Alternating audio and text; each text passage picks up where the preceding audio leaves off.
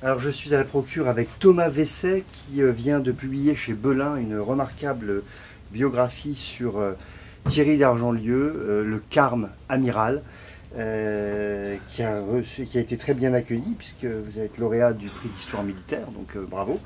Un travail formidable. Alors Thomas Vesset, qu'est-ce qui a fait que vous vous êtes intéressé à cette figure et pourquoi la figure de Thierry d'Argentlieu est-elle une figure si passionnante et si emblématique du XXe siècle Alors, ce qui français? m'a fait m'y intéresser, c'est une rencontre et un hasard. C'est la rencontre, c'est qu'on m'avait dit qu'en fait les archives de l'amiral Argentlieu étaient ouvertes au public, et moi j'avais toujours le souvenir en fait qu'en terminale, qu'en enseignant pas beaucoup de temps pour faire la guerre d'Indochine, il explique que l'amiral Argentlieu a déclenché la guerre d'Indochine. J'avais trouvé ça incroyable qu'en 1946 quelqu'un tout seul puisse déclencher une guerre.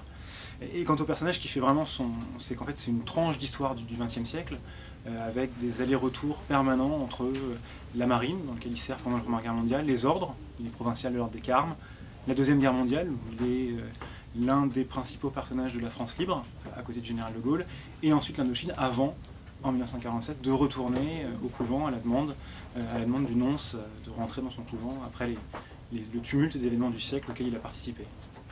Est-ce qu'on peut dire qu'un personnage comme Thierry d'Argentlieu est un de ces personnages qui fait comprendre que c'est vraiment les hommes qui font l'histoire?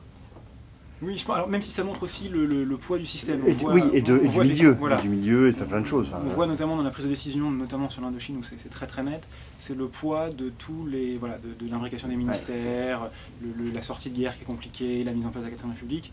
On voit effectivement à la fois le rôle de l'acteur, mais également les contraintes qui s'exercent en permanence sur l'acteur et sur les prises de décision. C'est aussi ça qui est intéressant par le prisme biographique, c'est effectivement d'avoir une entrée précise et qui permet effectivement de mesurer à la fois effectivement la part de liberté de l'acteur et d'incertitude de choix de l'acteur, et en même temps effectivement tout le système dans lequel, de par ses fonctions, de par ses croyances, de par ses représentations, en fait, il se retrouve un peu prisonnier aussi d'un certain environnement, et qui contraignent aussi ses choix et qui restreignent une partie de ses choix. Alors finalement, il était plus moine ou soldat? Ah, je pense très bonne question. Je pense qu'il était peut-être plus soldat que moine, quand même. Merci Thomas Vesset pour ce magnifique travail sur l'amiral d'Argentlieu chez Belin. Merci.